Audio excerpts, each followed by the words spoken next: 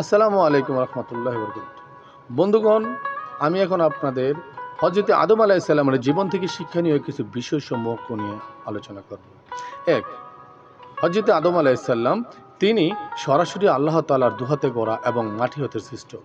তিনি জ্ঞান সম্পন্ন ও পূর্ণাঙ্গ মানুষ হিসাবে জীবন লাভ করেছিলেন। নাম্বার 2, তিনি ছিলেন মানব জাতির আদি পিতা ও প্রথম নবী। নাম্বার 3, তিনি জিন জাতির পরবর্তী প্রতিনিধি হিসাবে এবং দুনিয়া পরিচালনার দায়িত্বশীল খলিফা হিসাবে প্রেরিত হয়েছিলেন। নাম্বার 4, দুনিয়ার সকল সৃষ্ট বস্তুর নাম অর্থাৎ সেসবের জ্ঞান ও তা ব্যবহারের যোগ্যতা তাকে দান করা হয়েছিল। নাম্বার 5, জিন ও ফেরেশতা সহ সকল প্রকাশ্য ও অপ্রকাশ্য সৃষ্টির উপর মানব জাতির শ্রেষ্ঠত্ব প্রমাণিত। সকলে তাদের অনুগত ও তাদের সেবায় নিয়োজিত। নাম্বার 6, আদমকে জান্নাতে সৃষ্টি করা হয়, যা পৃথিবীর বাইরে আসমানে সৃষ্টি অবস্থায় তখনও ছিল, এখনো আছে। নাম্বার 7, জান্নাতে আদমের পাঁজরের হাড় থেকে তার জোড়া হিসাবে স্ত্রী হাওয়াকে সৃষ্টি করা হয়। সে কারণে স্ত্রী জাতি সর্বদা পুরুষ জাতির অনুগামী এবং উভয়ে পরস্পরের প্রতি আকৃষ্ট। নাম্বার 8, আদম ও হাওয়াকে আসমানি জান্নাত থেকে দুনিয়ায় নামিয়ে দেওয়া হয় এবং পৃথিবীর নাভিস্থল মক্কার সন্নিকটে নামান উপত্যকায় অর্থাৎ আরাফাতের ময়দানে কিয়ামত পর্যন্ত জন্মগ্রহণকারী সকল মানুষের ক্ষুদ্রদেহী অবয়ন সৃষ্টি করে তাদের নিকট থেকে আহেদে আলা সত্য অর্থাৎ আল্লাহর দেয়া প্রতি দাসত্বের স্বীকৃতি ও প্রতিশ্রুতি নেওয়া হয়। নাম্বার 9, মানুষ হলো পৃথিবীর একমাত্র জ্ঞান সম্পন্ন প্রাণী। তাকে ভালো ও মন্দ দুটি করার ইচ্ছাশক্তি ও স্বাধীনতা দেওয়া হয়েছে। নাম্বার 10, আদমের মধ্যে মানব সত্য ও নবুয়তের নিষ্পাপতা উভয় গুণ ছিল।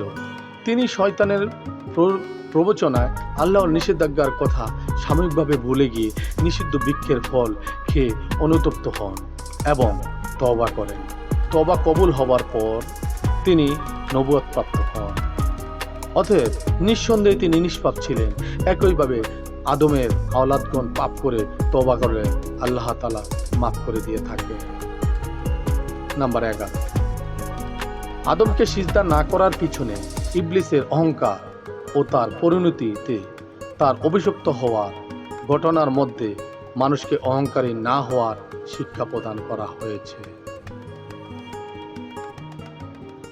নাম্বার 12, জৈবিক ও আধ্যাত্মিক দিকের সমন্বয়ে মানুষ একটি অসাধারণ সত্তা, যা অন্য কোনো সৃষ্টির সাথে তুলনীয় নয়।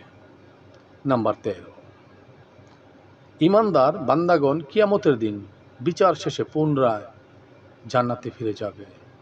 নাম্বার 14, দুনিয়াবি ব্যবস্থাপনার সকল জ্ঞান আদমকে দেওয়া হয়েছিল এবং তার মাধ্যমেই পৃথিবীতে প্রথম ভূমি আবাদ ও চাকাচালিত পরিবহন সূচনা করা হয়।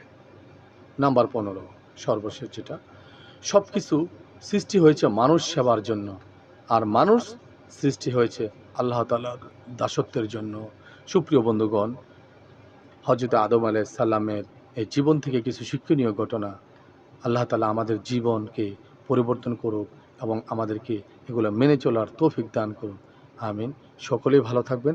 আমার এই ভিডিওটি যদি আপনাদের ভালো লেগে থাকে অবশ্যই আমার চ্যানেলটি সাবস্ক্রাইব করে লাইক দিয়ে শেয়ার দিয়ে সাথে থাকবেন। পরবর্তীতে এরকম সুন্দর সুন্দর হাদিস যাতে বা কোরআন তেলাওয়াত আপনাদের সামনে নিয়ে আসতে পারি। সকলকে ধন্যবাদ। আসসালামু আলাইকুম।